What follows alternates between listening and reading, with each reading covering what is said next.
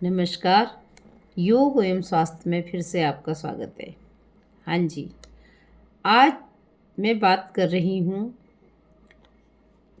चारों तरफ छाई हुई है धुंध, मन नहीं करता है छोड़ रजाई में बाहर जाऊँ। वात का दर्द इतना बढ़ गया है, किस किस डॉक्टर को दिखाऊं। तभी कम पड़ता है जब एंटीबायोटिक खाऊं, पर फिर दर्द और ज़ोर से उभर कर आता है जब एंटीबायोटिक खाना मैं एक दिन भी भूल जाऊं। हाँ जी, आज हम बात करेंगे वात दोष और योग की। व्यक्ति की प्रकृति मूलतः 3 प्रकार की होती है, वात, पित्त और कफ। गर्भधारण के समय माता पिता की जो प्रकृति होती है, उसी प्रकृति का बच्चे पर भी प्रभाव पड़ता है। जब गर्मी का मौसम होता है तो वात का प्रकोप कम होता है, लेकिन जैसे जैसे सर्दी बढ़ती है तो उस समय वात का संचय शरीर में ज़्यादा हो जाता है, क्योंकि खाना आसानी से पचता नहीं है। यह वायु ही जब हमारे शरीर में जाती है तब जल और अन्न के संपर्क में आने से एक विशेष ऊर्जा का रूप धारण कर लेती है, जिसे हम प्राण भी कहते हैं।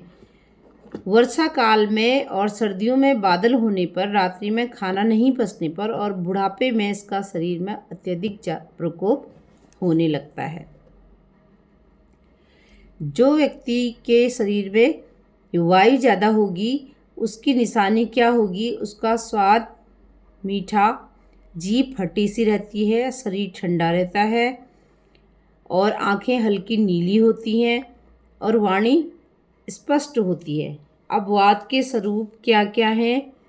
मुख्य है प्राण। यह प्राण डायाफ्राम यानी नासिका से होते हुए श्वास को अंदर ले जाना और बाहर निकालना, मुख्य वो नासिका को गति देना, रक्त शोधन करना, हृदय की गति, अन्न पकाना, पानी में पसीना, मूत्र व वीर्य के निर्माण का कार्य करना होता है।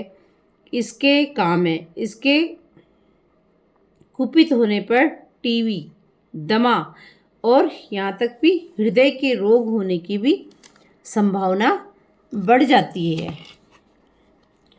तथा साथ साथ अब इसमें होता है दूसरा, समान प्राण। यह शरीर के मध्य भाग अर्थात हृदय से नाभि तक का ये प्राण हमारा विचरण करता है।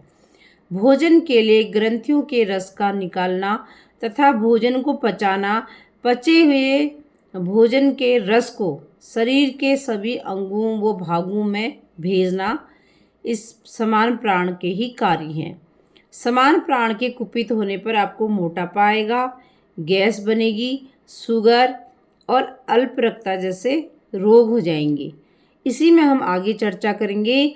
अभी हमारे अपान, उदान, व्यान 3 प्राण और बचे हुए हैं, इसके बारे में भी हम चर्चा करेंगे।